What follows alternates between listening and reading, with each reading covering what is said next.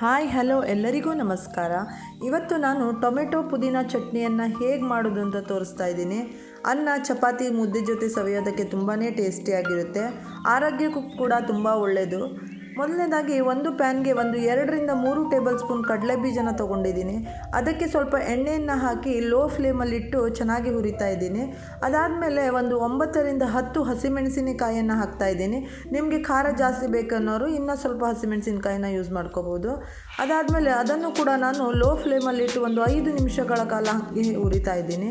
ನಂತರ ಅದೇ ಪ್ಯಾನ್ಗೆ ಸ್ವಲ್ಪ ಎಣ್ಣೆಯನ್ನು ಹಾಕಿ 7ರಿಂದ 8 ಎಸಳು ಬೆಳ್ಳುಳ್ಳಿ, 1 ಟೇಬಲ್ ಸ್ಪೂನ್ ಜೀರಿಗೆ, ಹಾಗೆ 5ರಿಂದ 6 ಟೊಮೆಟೊ ಹಣ್ಣನ್ನು ಕತ್ತರಿಸಿ ಹಾಕ್ಕೊಂಡಿದ್ದೀನಿ. ಅದನ್ನು ಕೂಡ ಲೋ ಫ್ಲೇಮಲ್ಲಿಟ್ಟು ಚೆನ್ನಾಗಿ ಫ್ರೈ ಮಾಡ್ತಾ ಇರಬೇಕು.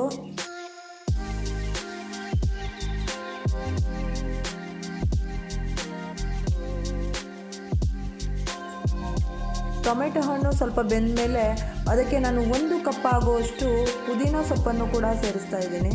ಅದನ್ನು ಕೂಡ ಲೋ ಫ್ಲೇಮಲ್ಲಿಟ್ಟು ಚೆನ್ನಾಗಿ ಫ್ರೈ ಮಾಡ್ತಾ ಇರಬೇಕು.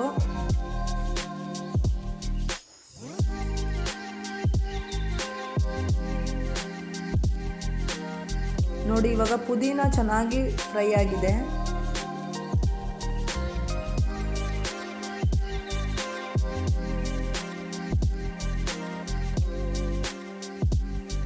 ನೋಡಿ, ಟೊಮೆಟೊ ಹಣ್ಣು ಚೆನ್ನಾಗಿ ಬೆಂದಿದೆ.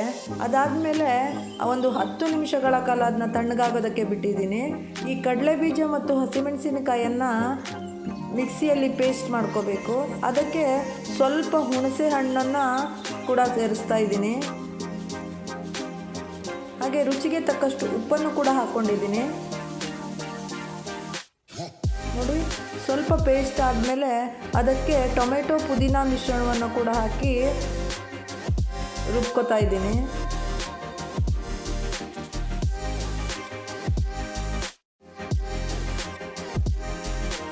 ನೋಡಿ, ಈ ರೀತಿ ಪೇಸ್ಟ್ ರೆಡಿಯಾಗಿದೆ.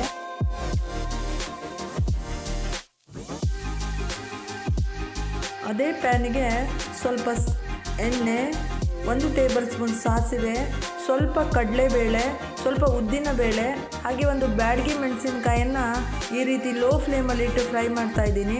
ಅದಕ್ಕೆ ನಾನು ರುಬ್ಬಿಟ್ಟಿರುವಂತಹ ಪೇಸ್ಟನ್ನು ಕೂಡ ಹಾಕಿ 2 ನಿಮಿಷಗಳ ಕಾಲ ಚೆನ್ನಾಗಿ ಕುದಿಸ್ತಾ ಇದ್ದೀನಿ.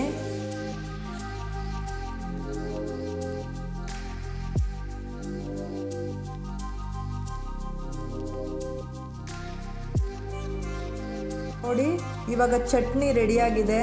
ಇದನ್ನು ನಾವು ಅನ್ನ ಚಪಾತಿ ಮುದ್ದೆ ಜೊತೆ ಬೇಕಾದರೂ ತಿನ್ಬೋದು. ಹಾಗೆ 2 ದಿನಗಳ ಕಾಲ ಫ್ರಿಜ್ಜಲ್ಲಿ ಸ್ಟೋರ್ ಮಾಡಿ ಇಡ್ಬೋದು. ತುಂಬಾ ಟೇಸ್ಟಿಯಾಗಿರುತ್ತೆ ಮತ್ತು ಈಸಿಯಾಗಿದೆ. ನೀವು ಒಂದು ಸಲ ಟ್ರೈ ಮಾಡಿ. ಟೇಸ್ಟ್ ಹೇಗಿದೆ ಅಂತ ಕಮೆಂಟ್ ಮೂಲಕ ತಿಳಿಸಿ. Thank you.